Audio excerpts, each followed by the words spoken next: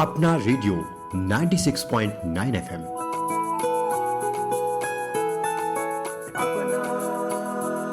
बस अपना।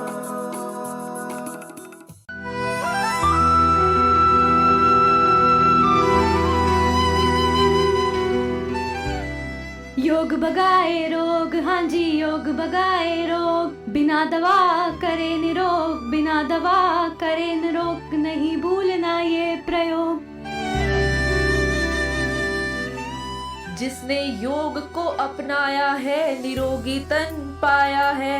सुबह शाम करना है योग, सुबह शाम करना है योग, फिर देखो कैसे भागेगा रोग। योग भगाए रोग, जी हाँ योग भगाए रोग। योग संगम सुनिए अपना रेडियो 96.9 एफएम की खास प्रस्तुति।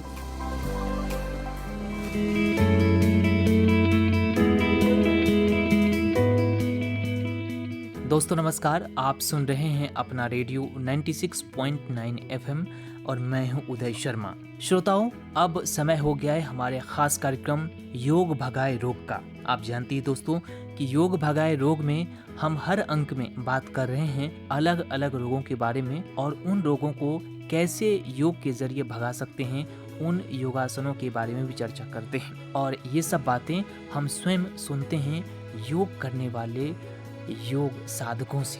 तो आइए दोस्तों, आज के कार्यक्रम में भी हम आपको एक योग साधक से आपको मिलवाएंगे जो नियमित रूप से योग करते हैं और लोगों को भी योग करवाते हैं।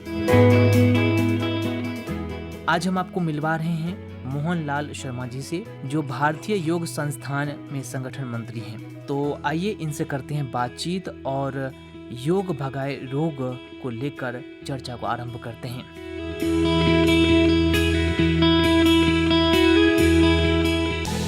मोहनलाल शर्मा जी, आपका अपना रेडियो 96.9 एफएम में स्वागत है। नमस्कार जी। तो सर, आज योग भगाए रोग में आप हमें किन किन बीमारियों के बारे में बताएंगे और उन बीमारियों को कैसे हम ठीक कर सकते हैं योग के जरिए, वो हम जानना चाहेंगे आपसे। देखिए, जैसे आदमी की उम्र बढ़ती है तो हमारी हड्डियों में लचक कम हो जाती है। हड्डी रोग के ऊपर बात करते हैं जी। और उनमें तनाव आने लगता है, खिंचाव आने लगता है, उनकी निष्क्रियता बढ़ जाती है।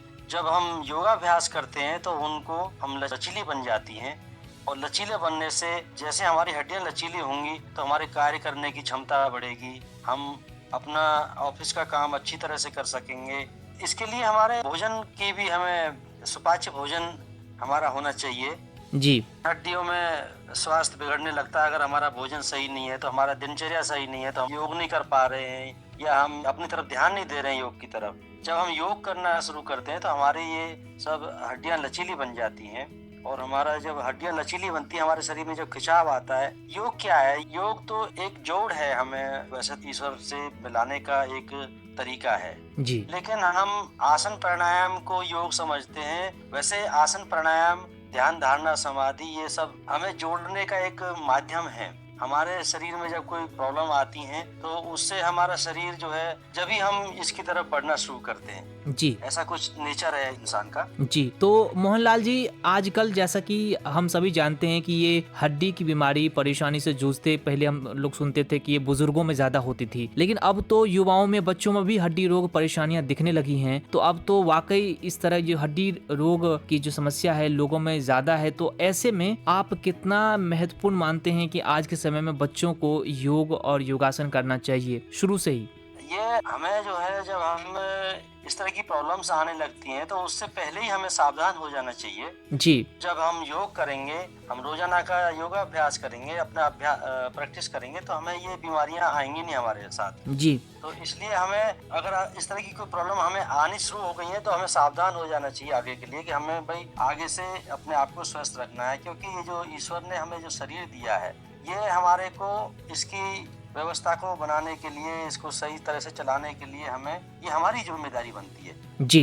उस समय जब हम अपने आप को, यदि हम 1 घंटे का समय योग क्रिया करने के लिए अपने को देते हैं तो हमें ये परेशानियां नहीं आएंगी और हम इनसे लड़ने के लिए तैयार हो जाएंगे जी। हमारी जो है इम्यूनिटी बढ़ेगी, हमारा कार्य क्षेत्र, कोई भी काम करते हैं तो हमारे उसमें कार्य करने की क्षमता बढ़ेगी और हम स्वस्थ बनेंगे, हमारे अंदर कोई रोग नहीं आएंगे। अगर रोग आते भी तो उनसे लड़ने के लिए हम तैयार अपने आप को कर सकते हैं। जी, तो मोहनलाल जी, कौन कौन से ऐसे योगासन हैं जिसे करने से हड्डी रोग की परेशानी से बच सकते हैं, राहत मिलती है, या कहें कि हड्डी की परेशानी पूरी तरह से खत्म हो जाती है? कौन कौन से योग हैं? हड्डियों के लिए पहले हमें सूक्ष्म क्रिया करनी चाहिए। जी जैसे हाथों की सूक्ष्म क्रिया, हाथों को खोलना है, उंगलियों को बंद करना है, खोलना है, बंद करना है, इस तरह की क्रिया करके हमें पूरी बॉडी को वार्म अप कर लेते हैं।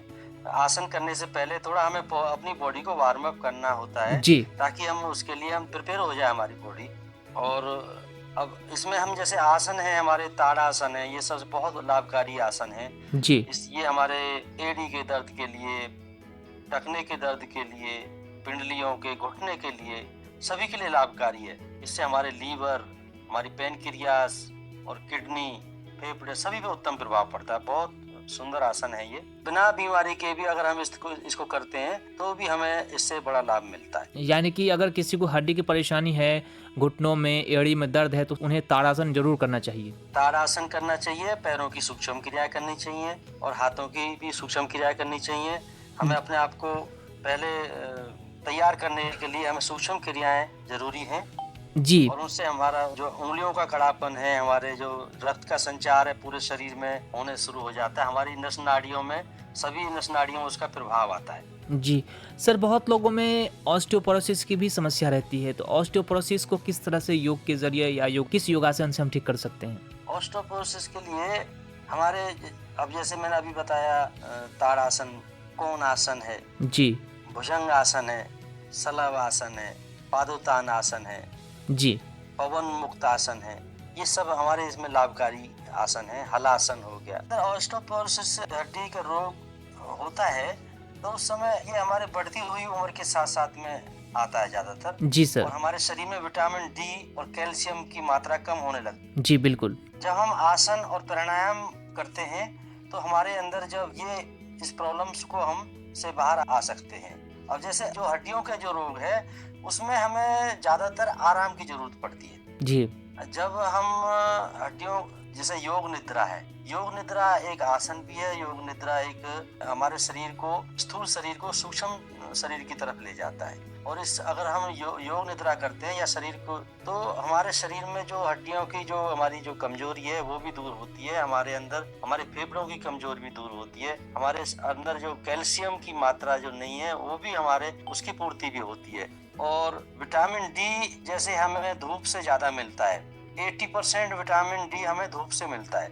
अगर हम अपने आप को कुछ समय 20 मिनट तक या आधा घंटे तक अपने आप को धूप के अंदर रखते हैं तो हमें ये ऑस्टियोपोरोसिस की जो हमारी जो बीमारी है, ये इससे हमें निजात मिल सकती है। जी। और हमारी हड्डियां हमारी जो मजबूत होना शुरू हो जाएंगी। हमारी हड्डियों में जब रक्त का संचार होगा, हमारी हड्डियां जब लचीली हो जाएंगी, हमारी हड्डियों में प्रचुर मात्रा में जो हमारा जो श्लेष्मा है जिससे हमारी ये लचीली बनती है हड्डियां जो। अब इसके लिए हमें जैसे हमारे जोड़ों पर प्रभाव आने के लिए हमारे सूक्ष्म क्रियाएं अभ्यास से शरीर के सभी छोटे छोटे जोड़ जैसे कलाई, हथेली, टखने, तलवे, उंगलियां, जोड़ लचकदार बनते हैं। इससे हमें बाल क्रीड़ा आसन है, उत्तान पाद आसन है, पाद चक्र आसन है, स्कंद चालन आसन और घुटने, कूल्हे, कंधे व कोहनी के जोड़ सब स्वस्थ बनते हैं।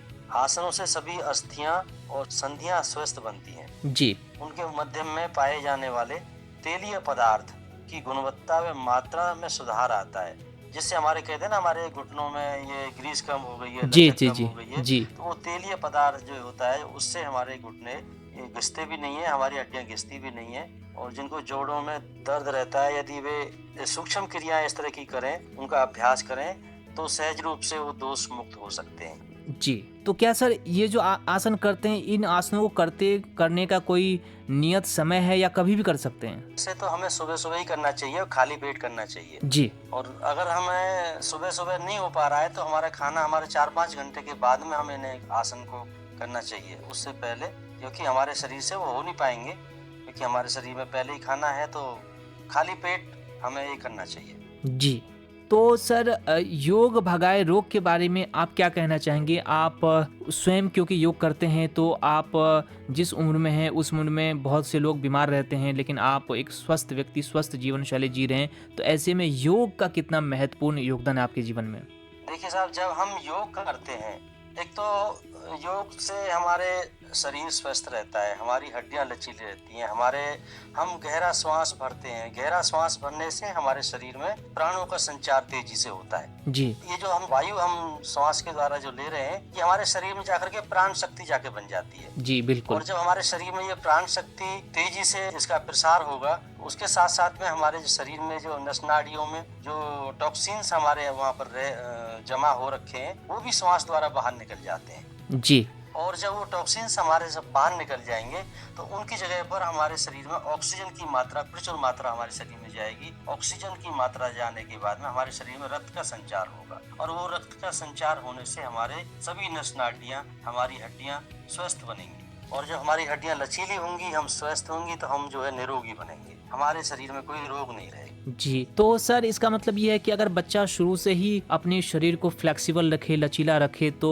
उसे हड्डी की रोग या परेशानी होने की संभावना कम हो जाती होगी ना? हाँ बिल्कुल, जिसका शरीर लचीला है वो उसको हड्डियों का रोग नहीं आएगा। जी। और दोस्तों, शायद यही वजह है कि स्कूल कॉलेजों में बच्चों से जो पीटी करवाई जाती है, एक्सरसाइज करवाए जाते हैं, उसकी वजह यही है कि आपकी बॉडी फ्लेक्सिबल हो, लचीला हो, ताकि किसी भी समय, किसी भी वक्त अगर आपकी बॉडी कह लीजिए गिरते हैं, तो अगर आपकी बॉडी लचीली होगी तो उस हिसाब से अपने आप को एडजस्ट कर लेगी और आप सुरक्षित रह पाएंगे। लेकिन दोस्त, अगर आपकी बॉडी फ्लेक्सिबल नहीं है तो समस्या खड़ी हो सकती है। तो मोहनलाल जी, वाकई आपसे बात करके बहुत अच्छा लगा, लेकिन सर हम आपसे जाते जाते ये पूछना चाहेंगे कि आप हमारे बच्चों को, श्रोताओं को योग भगाए रोग के बारे में क्या कहना चाहेंगे? किस तरह से योग जो है उनके लिए एक वरदान साबित हो सकता है और उनके अंदर की कोई भी बीमारी हो वो ठीक हो सकती है? देखिए, स्वस्थ रहने का अधिकार हमारे को सभी को है। जी बिल्कुल। अगर हम स्वस्थ हैं तो हम अच्छी तरह से अपने जीवन को चला पाएंगे, हम अपना परिवार को चला पाएंगे, हम अच्छी पढ़ाई पढ़ पाएंगे, हमारा मन पढ़ाई में लगेगा।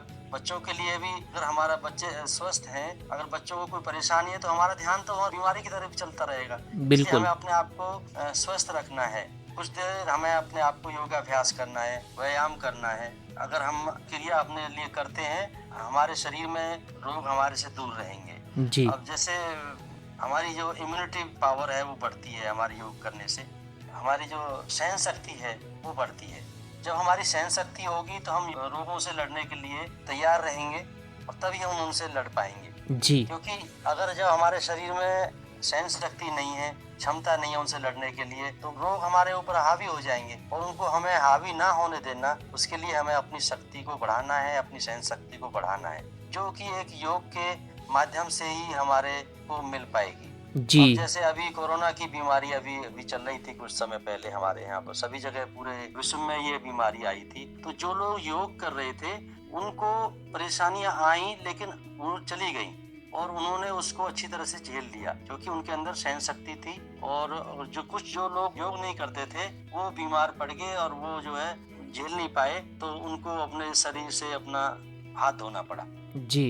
तो वाकई दोस्तों, योग भगाए रोग, और हम इसी उद्देश्य के साथ ये कार्यक्रम लाते हैं कि आप जान सकें कि कौन से ऐसे योग हैं जो आपके लिए लाभदायक सिद्ध हो सकते हैं और उन योग करने से, उन आसनों करने से कौन सी बीमारी खत्म की जा सकती है। दोस्तों, आज हम आपको बता रहे थे हड्डी रोग से बचने का तरीका, और हड्डी रोग से बचने के तरीके क्रम में आपको मोहनलाल जी ने बताया कि अगर आप नियमित योग करते हैं, अपनी बॉडी को फ्लेक्सिबल करके रखते हैं, बॉडी को लचीले रखते हैं, तो हड्डी रोग होने की संभावना बहुत कम हो जाती है। हम उम्मीद करते हैं दोस्तों कि आप जरूर रोजाना योगासन करेंगे और अपने आप को फिट रखेंगे, अपने आप को तंदुरुस्त रखेंगे, क्योंकि दोस्तों कहा भी गया है कि एक स्वस्थ शरीर में ही स्वस्थ मस्तिष्क का निवास होता है। यानी अगर आपका शरीर स्वस्थ है, अगर आप हेल्दी हैं, तो फिर आपका माइंड भी हेल्दी होगा। तो अगर दोनों का कॉम्बिनेशन मिल जाए, तो दोस्तों दोनों का कॉम्बिनेशन मिल जाए, यानी healthy body with healthy mind, तो फिर क्या ही कहने, फिर आपको कोई आगे बढ़ने से रोक नहीं सकता। तो मोहनलाल जी, आपका बहुत बहुत धन्यवाद कि आपने हमें वक्त दिया,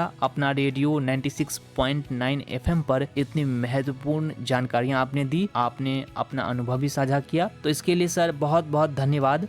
धन्यवाद सर, आपका भी।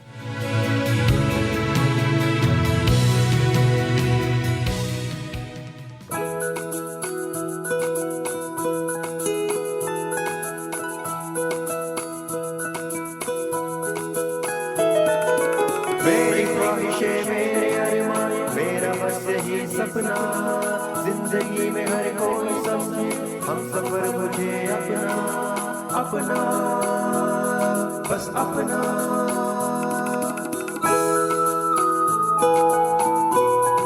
अपना रेडियो 96.9 FM